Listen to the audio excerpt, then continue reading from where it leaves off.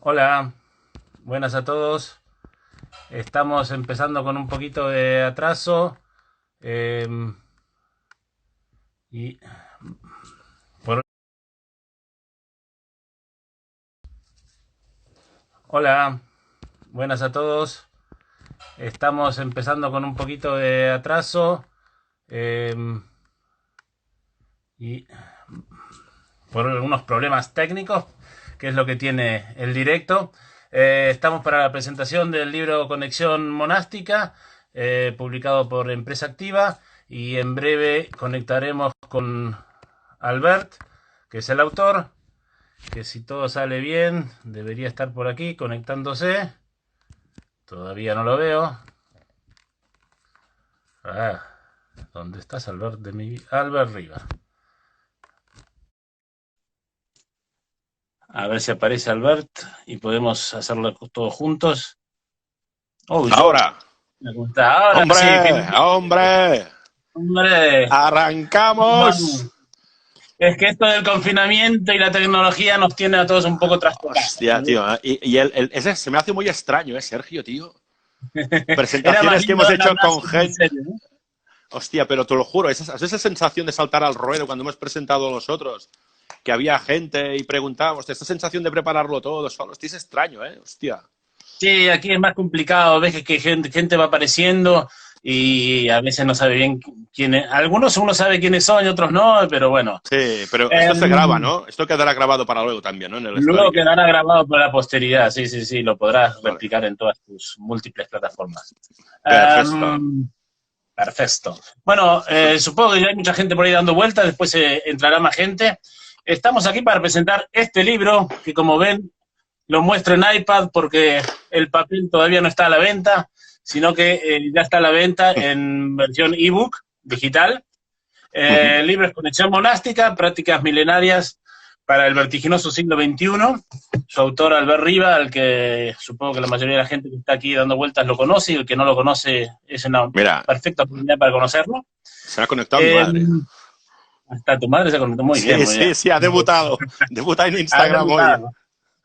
Es lo que tiene el confinamiento, está haciendo que la gente mayor, incluido yo, nos Mira actualicemos ya. con todas las cosas.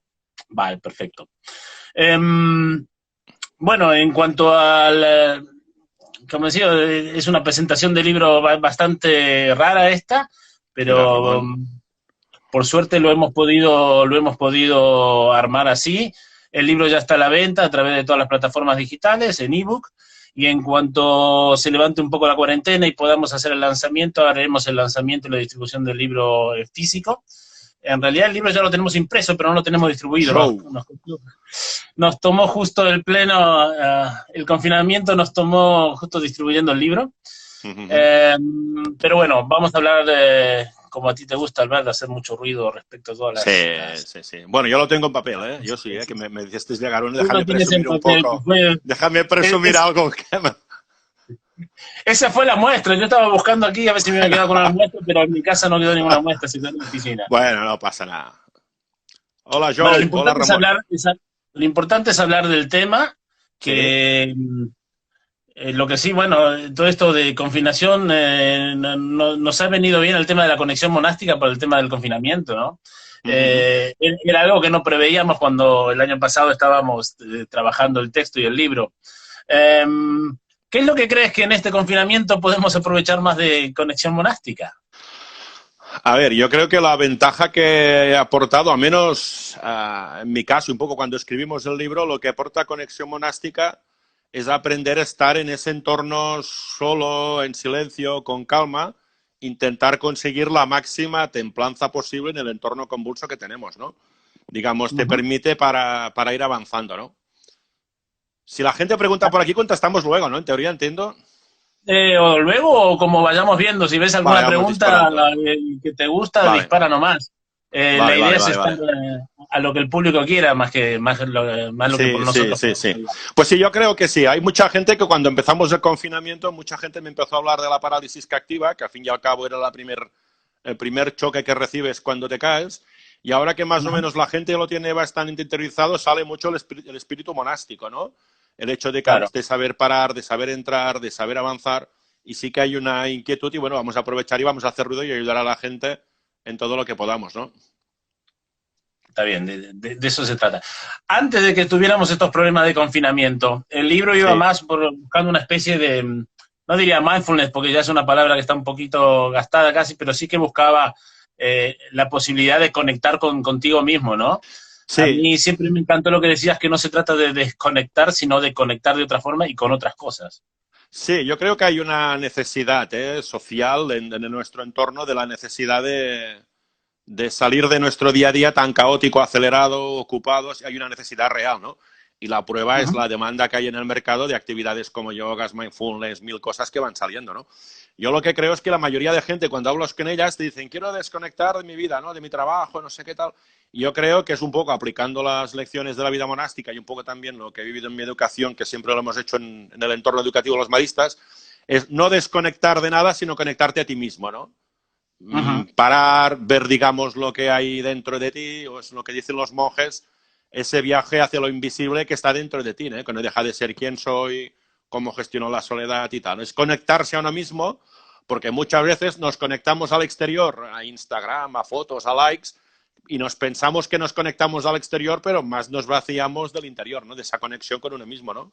Sí, sí, en realidad a veces decimos, vamos a desconectar y lo que hacemos primero es conectar la televisión, ¿no? Sí, Lo cual, sí, sí, sí. y como dices tú, la televisión al final rara vez te aporta algo, más bien te va vaciando de contenido y te deja... Mira, ahora que dices lo de la televisión, estos días me he intentado aplicar un poco las lecciones de la vida monástica, que algunas están explicadas en el libro, y normalmente cuando vas a un monasterio los monjes miran muy poco la tele. La gente se piensa que no tienen tele, pues claro que tienen tele y están súper conectados, ¿no? Y cuando vas en un monasterio tienes el tiempo, lo dosificas mucho. Yo ahora hago igual.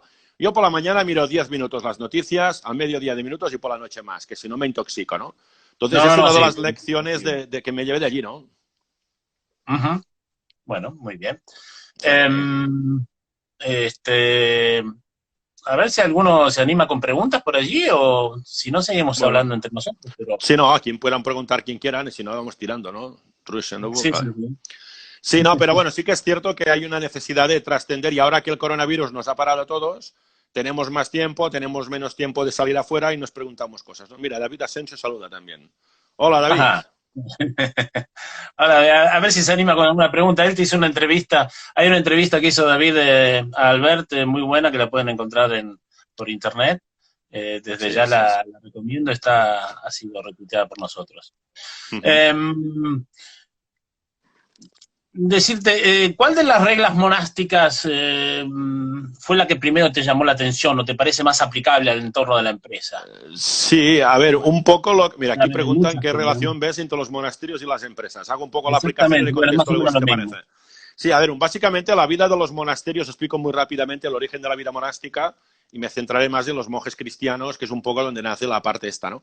O sea, históricamente la sociedad ha tenido necesidad de trascender a su día a día y buscar respuestas, ya sea al origen del universo o que hay más allá de la vida, ¿no? Y solo tenemos que mirar la evolución de la antropología y veremos que esa necesidad espiritual viene ya desde hace años, bueno, miles de años, los egipcios con los faraones y las pirámides. Y lo que está claro es cuando hablamos del cristianismo, los primeros monjes cristianos como tal eran unos monjes que estaban, el padre Antonio, lo contamos en el libro, vio las lecturas de Jesucristo que decía conceptos de ascesis, de purificación, de no tener exceso de placeres y tal. Entonces los primeros monjes se fueron al desierto de Siria y Egipto a, digamos, a intentar aplicar la vida que predicaba Jesucristo, las lecciones, ¿no? ¿Qué pasa? Que entonces los monjes, se generó un movimiento muy grande en esos siglos en los desiertos y nació lo que se llamaba los padres del desierto, que todas esas reflexiones las ponían en libros. Digamos, los libros de autoayuda de ahora eran las reflexiones de los padres del desierto, ¿no? Pero actualizado. Entonces, ¿qué pasa? Que a partir del siglo IV, siglo V, aparece la necesidad de agrupar a los monjes por temas de calidad de vida, por temas de seguridad, por temas de alimentación, y nace la vida de los monasterios y se empiezan a crear monasterios de distintas órdenes, pero el que empieza a tirar más fuerte, que es la regla de San Benito, que es los que han sido los monasterios benedictinos, que ha sido la matriz, la regla más extendida de todas. Hoy en día es los Montserrates son estos, Silos, y la regla benedictina se ha roto bueno, ha habido una escisión para distintas reformas y los cistercenses la utilizan, ¿no? Las reglas monásticas normalmente lo que son manuales de funcionamiento de un monasterio y en estas reglas está todo estipulado, ¿no? Es decir, cuáles son los roles, qué hace el Parabat. O sea que las reglas monásticas son manuales de management. Sí, son manuales de management y a veces me río porque hablas con gente de recursos humanos y te dicen, vamos a hacer los job description, como si fuera la auténtica panacea, ¿no? Pero si vas a la raíz, a esas prácticas milenarias que ya funcionan hace miles de años, ves que San Benito ya lo dijo. Dijo, el Parabat se escoge por la comunidad y dijo en la regla, el número 2 se escoge porque lo escoge el Parabat, porque si no pueden haber problemas de liderazgo, de management y tal, ¿no? Y es una lección total. Y la regla benedictina es la más extendida, es un poco la que se basa en conceptos de mucha disciplina, en conceptos del control de la velocidad del tiempo, y eso, contestando a David ahora, eso liga mucho con el management, ¿no? O sea, la principal problema de las personas que necesitamos trascender de nuestro día a día o relajar el ritmo de nuestra vida, los managers o los directivos, el problema es más grave, porque tienes que dirigir a gente, tienes un caos muy terrible, ¿no? Entonces, lo que yo intento y cuento en Conexión Monástica, en ningún momento en Conexión Monástica lo que intentamos es jugar a ser monjes, porque es algo tan difícil, ni monje budista, ni nada. Lo que intentamos es aprender qué prácticas de los monjes podemos aplicar. Y lo que está claro es que funciona. Hay libros, bueno, está La Paradoja, que también es de la editorial, que cuenta una experiencia de un directivo que se va a un monasterio benedictino, y en Conexión Monástica lo que hemos intentado es aterrizar, es analizar el método, prácticas y proponer consejos que funcionen fuera, ¿no? Claro, hacerlo más práctico, que cosas que también vas a usar en tus cursos de formación, supongo. Sí, sí, lo que me ha servido también estos 3 años, que yo a lo mejor hace 10 años, ahora que hago vida con los monjes, te diré que los 6 o 7 primeros años fue un poco una iniciación, conocer este entorno, cómo comen, bueno, toda esa entorna. Y hace 3 años, cuando te expliqué la opción de empezar a escribir, hice una investigación mucho más profunda, y a partir de ahí he llevado a clientes míos a vivir la experiencia en entornos monásticos, y luego también he ido con amigos, con Joe Llorente, precisamente, que está por aquí, también hemos ido allí, o con varios amigos, a explicar. Y tengo seguro que va a entrar, y a partir de ahí, sí, vamos a hacer programas de formación, vamos a hacer webinars, vamos a hacer eventos para promover la vida monástica, para aprender sus lecciones milenarias, que hace miles de años. O sea, el año que viene, dentro de 2 años o 3, hace 1000 años que están en Montserrat los benedictinos ya. 1000 años ya. Vale.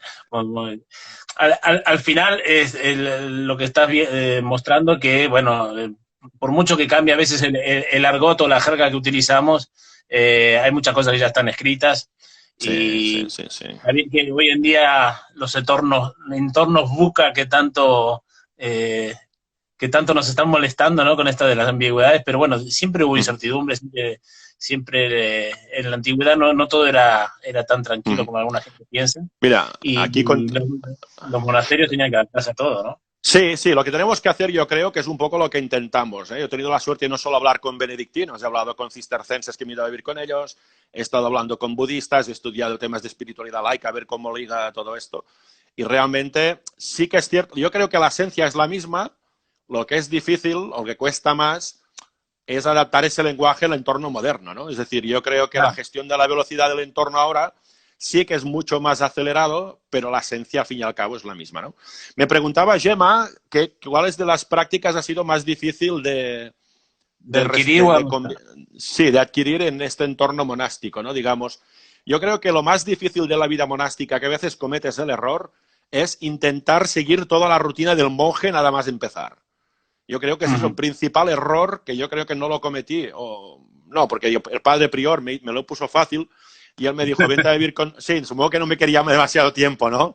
Entonces, mira, entonces lo que me dijo, hazlo a tu ritmo, ¿no? Entonces fui incorporando poco a poco y eso ha sido muy fácil. Lo más importante es aprender a convivir con la soledad, con el silencio, y eso es lo más difícil, ¿no? Entonces, es unas lecciones que sí que se pueden aplicar y evidentemente tal. Y un poco...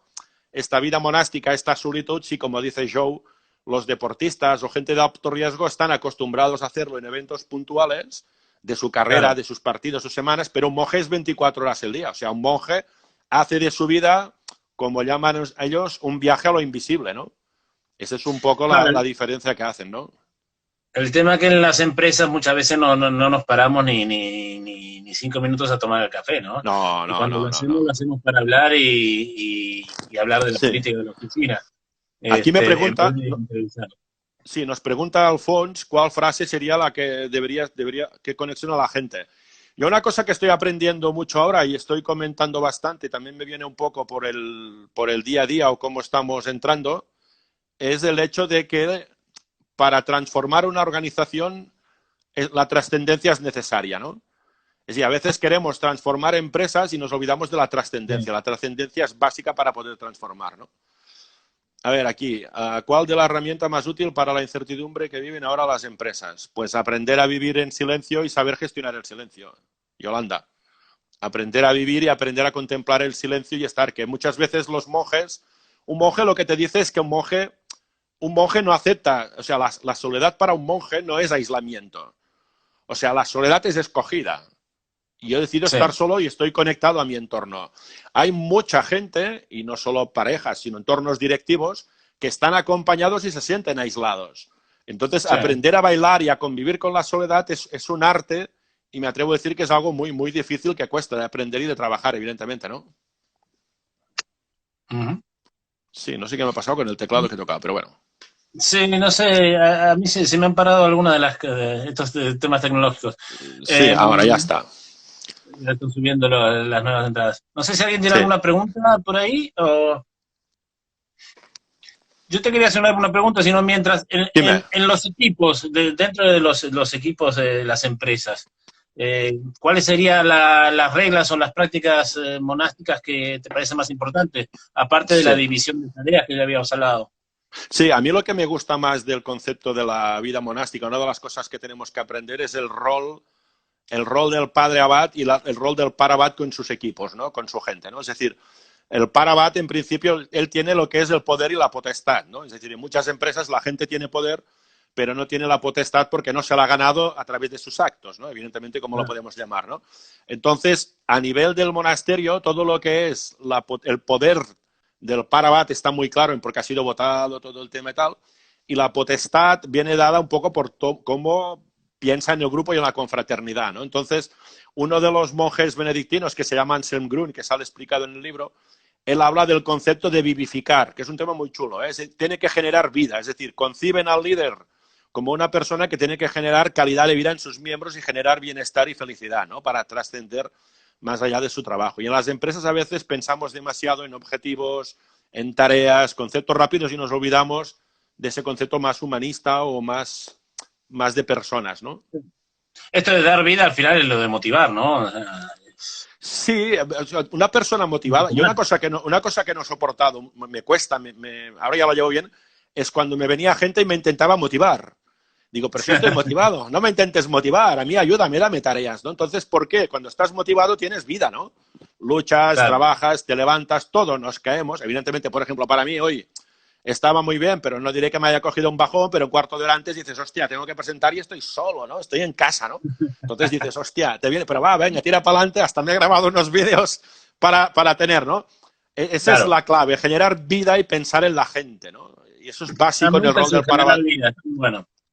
Sí, vivificar, es muy divertido. Y ahí sí, Joe Llorente habla mucho del bienestar, que es la parte importante. Es que realmente lo que dicen los monjes, también lo comentamos, un monje lo que dice es que el concepto de la disciplina lo asocian al bienestar. Y es otro concepto que es muy extraño a la gente, ¿no? Y dices, hostia, ¿cómo liga mucho al bienestar? Liga mucho, porque si tú eres una persona disciplinada, sabes cuándo tienes que trabajar, entrar y toda la historia, tú cometes menos errores, con lo cual funcionas mejor. A partir de ahí, la disciplina te provoca bienestar, ¿no? Mira, un poco, eso es Dani, hombre, es un buen amigo del Obradoiro de Galicia. ¿Qué tipo de monjes asociarías a un alto rendimiento? ¿Con qué tipo de monjes? A ver, básicamente hay distintos entornos de monjes o de distintas religiones o tipos modelos, ¿no? Yo me baso en el benedictino, que es lo que te aconsejo, más que nada por temas de disciplina y por temas de la gestión de las velocidades, ¿no? Y eso liga mucho con el deporte, ¿no? Es un entorno de máximo disciplina y es un entorno de que el ritmo va muy rápido, ¿no? El día del partido vas a 300 y otro día vas más flojo, ¿no? Pero sí, yo te diría que estudio a los benedictinos. Luego hay jesuitas, budistas, pero bueno, tampoco... Bueno, el jesuita no es un monje, pero en el entorno similar, ¿no? Sí, pues tampoco divertido esto, ¿eh? Tampoco el libro es un ensayo sobre las órdenes. exacto, lo que intenta, y en el prólogo lo digo, y además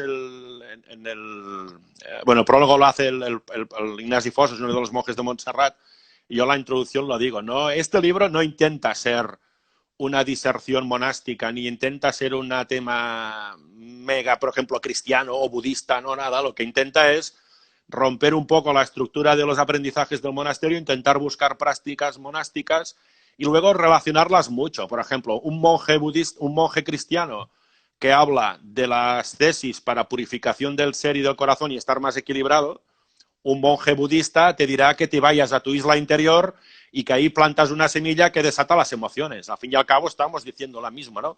O la espiritualidad laica o la inteligencia espiritual que se lo llama ahora, se habla de ese equilibrio. O sea, al fin y al cabo yo creo que hablamos de lo mismo con idiomas distintos, lenguajes distintos, y en este libro lo que intentamos es coger lo mejor de cada uno y aplicar un poquito de método. No vamos a entrar a crear religiones, ni espiritualidades, ni nada. Intentamos aterrizar y que sea la herramienta lo más fácil posible.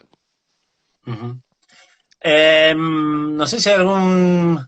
A mí el feed de preguntas se me ha bloqueado, no sé por yo qué. Sí que lo veo, yo sí que los voy viendo. No, de momento no hay preguntas. Va entrando gente. Si entra gente, no sé si alguien tiene alguna pregunta o si no, seguimos un poco hablando nosotros. No, seguimos hablando, se va saltando. Nos faltará eso. Tenía una pregunta que ahora se me acaba de ir. Es lo que pasa. Bueno, otro tema de liderazgo, si quieres, que también en el libro sale aconsejado. Al final del libro hay una lista de los 30 mejores libros que he leído, de no sé cuántos me he leído en los últimos años, relacionados con la vida monástica y cómo me sirven, y hay uno que va de liderazgo, que también es de la editorial, que es de liderazgo servicial, ¿no? Que es un libro que también toca puntos de liderazgo que tiene más o menos similitudes con lo que es un poco, salvando distancias, el concepto de servir y de generar vida y estar por la gente, que es una mica el papel del parabat, que es lo que tiene que hacer, ¿no? Sí, en realidad el líder lo que tiene que hacer es hacer que sus empleados, seguidores, servirlos a ellos, digamos. Sí, mira, ahora me lo dice una amiga, dice, estás tocando tantos temas que no sé por dónde entrar, me dice una amiga. Sí, Rosé, pero eres fiel y vienes a todos, Rosé. Ya está bien, eso sí. es bueno, de tener muchos amigos. Escúchame otra cosa. ¿Cuál dirías tú que es el público potencial? Digamos, ¿a quién va más dirigido? También que yo sé que le va a servir a todo el mundo porque tiene mucha reflexión propia para cualquier persona. Pero dentro de la empresa lo ubicas más a mandos intermedios, a líderes superiores de la empresa, a recursos humanos. ¿A qué sector lo...? Yo normalmente el que le está gustando mucho, y ahora estamos preparando experiencias también en los monasterios, ya creo que hay dos niveles, ¿no? El primer nivel es de managers y equipos directivos, ahí hablamos de directores generales o directores de recursos humanos o directores de unidades de negocio, que hay mucho interés, porque ellos entienden perfectamente el rol de la estructura y de la disciplina monástica, ¿vale? No sé si está en el grupo Manuel Guerrero, que es un buen amigo de una empresa del sector dental, que también sale en el libro. Él es un manager y quiso vivir la experiencia y luego fuimos con su equipo de comerciales. Es decir, en fase 1 eso lo interioriza el equipo y luego lo bajas a toda la gente, ¿no? Y a la gente les puede servir, porque es un tema que sirve realmente, porque es un tema que está interesando, ¿no? El profesor de yoga envía links de meditación. Sí, y curiosamente al mismo tiempo que el profesor está cambiando los links de meditación. Bueno, claro, es que al fin y al cabo meditar es el debate. ¿Qué es meditar, no? Al fin y al cabo, en el libro lo cuento, ¿no? Meditar, bueno, eso lo dice Lluís Planas, un monje de Montserrat. Él decía que a veces el problema de estos temas es que todos hablamos de algo y no ponemos ninguna definición, ¿no? Entonces, claro, meditar es muy difícil, pero yo me acuerdo de pequeño cuando mi madre me castigaba, no sé si lo dirá, bueno, me lo dirá luego porque lo dices, me echará bronca, me decía, vete a la pared y medita, ¿no? O sea, te castigaban y te hacían meditar de pequeño a todos, ¿no? Claro, entonces, o en el libro cuento que está Thupten Wanchen, que es un monje budista, que él habla que el concepto de meditar implica un acto de parar, pensar y mirar para adentro. Meditar no es desconectarte del mundo. ¿Qué pasa? Que hay veces que tú puedes... de pensar que nos mandaban las madres, exactamente. Claro, es que eso, la importancia de pensar no es muy básica, lo tienes que hacer, ¿no? Porque claro, cuando vas para... Aquí preguntan, ¿qué importancia tiene el silencio? Esta es muy buena pregunta, Luis. Esta es muy buena pregunta porque realmente el silencio lega mucho con el tema de la austeridad en las palabras y en negociaciones funciona muy bien en temas de ventas. La gente no estamos acostumbrados al silencio, no estamos acostumbrados, nos hace mucho daño, ¿no? Es decir, porque no parece que tú mientras hablas no tienes que pensar. Entonces el silencio para mí es básico, ¿eh? Es decir, De la vida monástica, las primeras experiencias, las primeras virtudes que hablo, porque ahí hablo de virtudes, cosas que sí que se hacen, hablo de la soledad y del silencio. Y un monje es austero en las palabras, hasta a veces provoca silencios, porque no quiere, digamos, un uso excesivo de palabras, ¿no? Entonces el silencio va muy bien porque te obliga a pensar, te obliga a entrar. Eso, por ejemplo, ¿cuántas veces hemos ido a vender y tú eres el vendedor y el comprador te habla y se queda callado? Y claro, como tú no soportas el silencio, te pones a hablar y ya vas cagado y el comprador te engancha, ¿no? O sea, la gestión del silencio es una trampa, una herramienta súper importante, ¿no? Sí, sí, sí, sí. Uno tiene el tópico de que el buen vendedor es el que habla, habla y habla, pero muchas veces el mejor vendedor es el que escucha y, como dices tú, te tira el anzuelo ahí, ¿no? Te deja hablar y una vez Claro, que has dicho todo lo que te gustaría y necesitas, él ya sabe por dónde engancharte. claro, claro. Ahora diré las cosas. Lo que me pregunta Roberto, me preguntaba Roberto el tema de qué me ha servido a nivel personal y profesional. Yo te diré que desde que, a nivel personal, cuando empecé a hacer la vida monástica en el año 2010, después de la parálisis facial que tuve, me sirvió para tomar conciencia de cosas que hacía conscientemente y aprender otras muchas para hacer un crecimiento personal y tener mucha más perspectiva para relativizar las cosas y verlas muy distintas. Y te diré que el proceso de escritura de estos 3 años me ha servido para profundizar e interiorizar esa vida monástica de una forma más intensiva, ¿no? Es decir, yo pues estoy seguro que antes de esta experiencia, si a mí me hubieran encerrado en un confinamiento, a la mañana siguiente estaría histérico, no sé si me habría fugado, pero estaría muy nervioso, ¿no? Estaría nervioso. En cambio, aquí, gracias a esta experiencia, yo creo que a la misma no, porque a mí yo soy de la Conca d'Òdena y nos confinaron los primeros, ¿eh? Entonces, a la mañana siguiente ya empecé a aplicar lecciones, ¿no? El tema del silencio, el tema de los espacios, la disciplina.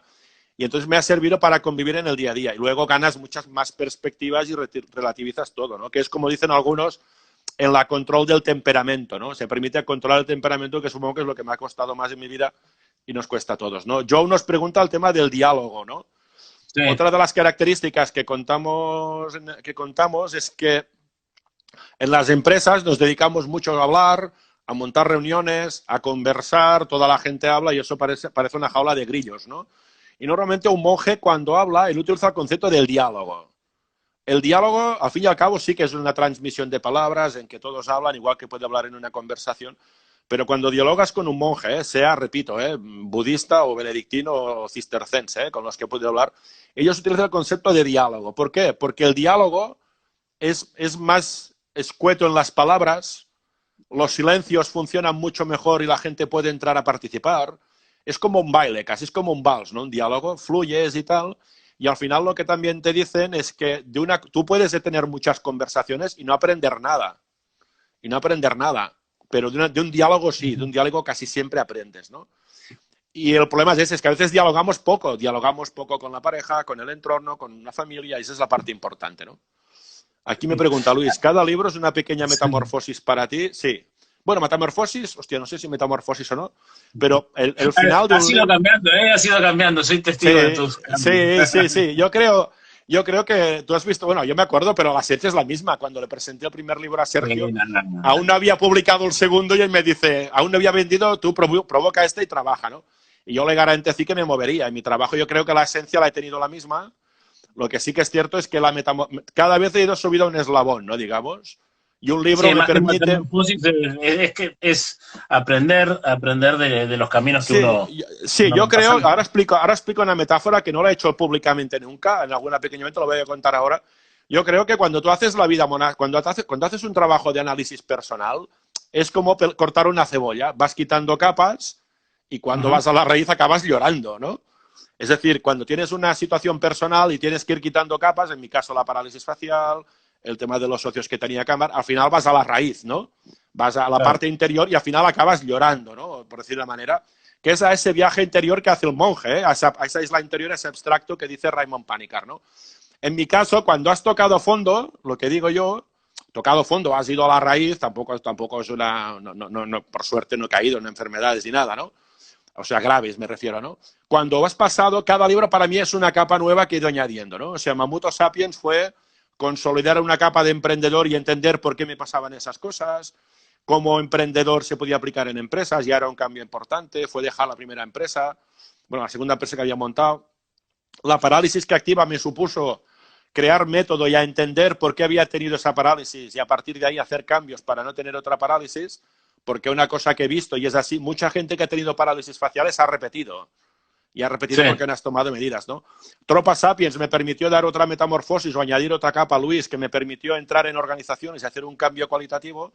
Y yo creo que ahora la capa de conexión monástica lo que me aporta es una, no sé si decir un control más importante de mí mismo, ¿no? Y con lo cual yo si estoy más tranquilo, mi entorno está más tranquilo, ¿no? Pero bueno, supongo que la gente que me rodea más lo podrá ver de mí, ¿no?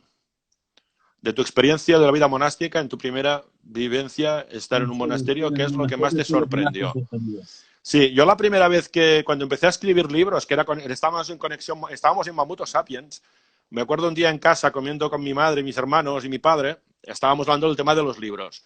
Y entonces yo les decía que me estaba costando escribir para concentrarme. Entonces mi hermano, que es educador, que está en un centro CRAE de los hermanos maristas, y habíamos ido a Coruber, y me dice, ¿por qué no vas a las Avellanas? Que las Avellanas es un monasterio que tiene la congregación de los hermanos maristas.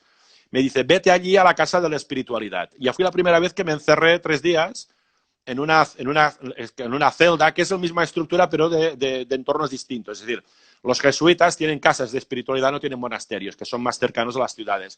Pero el concepto de la celda es la misma, ¿no?